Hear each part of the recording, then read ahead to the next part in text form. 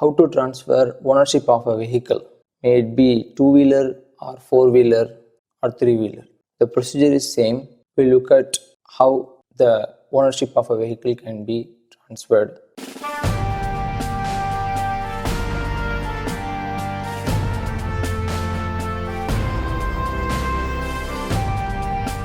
The very important thing to understand here is whenever we sell a vehicle, the buyer buys it and then we just leave it, which means we get the money and then we forget about the RTO transaction. This is very important to complete the RTO transaction so that your vehicle is sold legally. From the buyer's perspective, he has to make sure that he had completed the RTO transaction, that he becomes legally the owner of the vehicle. Otherwise, the transaction between the buyer and seller, just the money transaction, doesn't create a ownership transfer. So RTO has to approve the transaction. So we must complete this RTO transaction. Let's assume we have completed the money transaction and we need to proceed for RTO transaction. So before we go to RTO, we need to have some documents ready with us. Okay, let us assume that we have completed the money transfer, the money transaction between the buyer and seller. Now it's time to go and visit RTO. Before we go to RTO, we need to understand the requirements, the documents required before we go to RTO. The first one, original RC, valid insurance, valid pollution certificate, buyer's Aadhaar card, chassis print of the vehicle and the mobile number of the current owner. Form 29, Form 30, the insurance copy and the valid pollution certificate. These two documents are always must for any RTO transactions we are performing. Please make a note of this. Now let us understand each steps how we can transfer the ownership of the vehicle. First, you have to go to vahan.parivahan.gov.in, which is a website provided by the Union Government of India. As soon as you open the website, you have to log in with the RTO.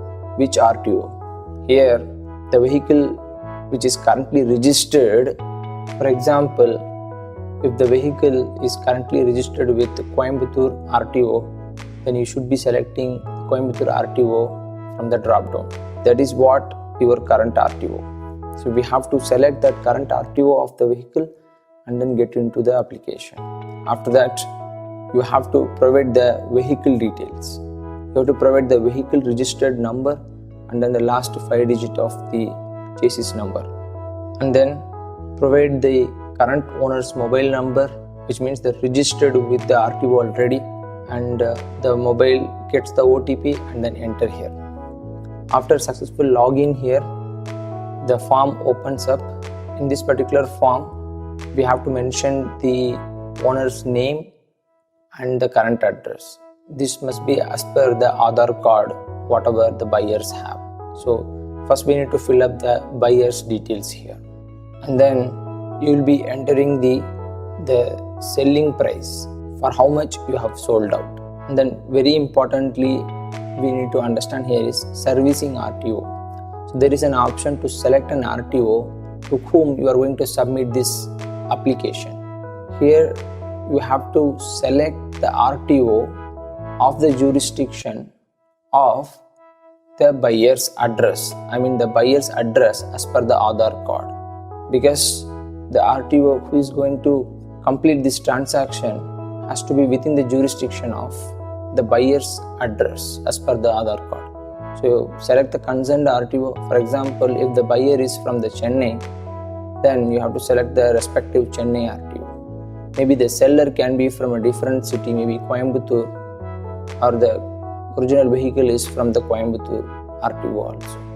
Another important thing we need to understand here is you don't have to provide NOC within the state of Tamil Nadu.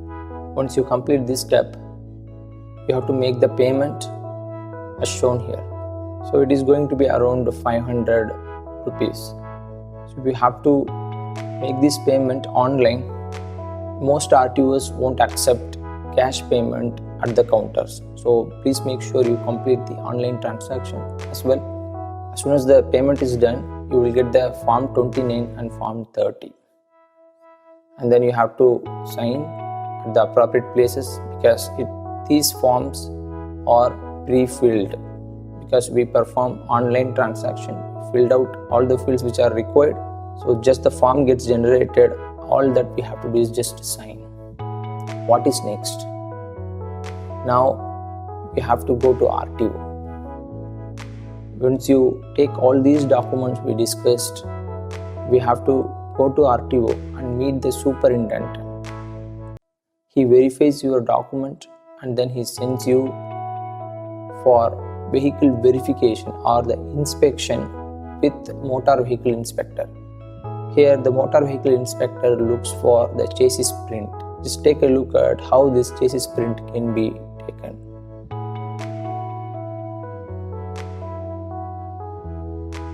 Taking the chassis print of the vehicle is really funny, because during our childhood we have taken the pencil print of different objects.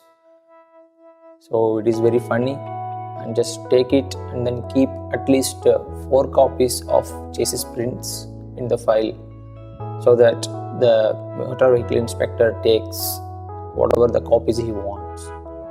As soon as the motor vehicle inspector verifies your file, and then he would send it for final approval with RTO, and then RTO verifies and he approves, which means the ownership of the vehicle is transferred legally. In the system of RTO, the new owner is registered. We may have a question here: if any officer in this transaction asks for bribe, what to do? We know what to do. We write Right to Information Act petition. We will ask for the reason for rejection. We will ask some information like how many transactions, how many transfer of ownership transactions happened in this particular year, how many were rejected, and their reasons.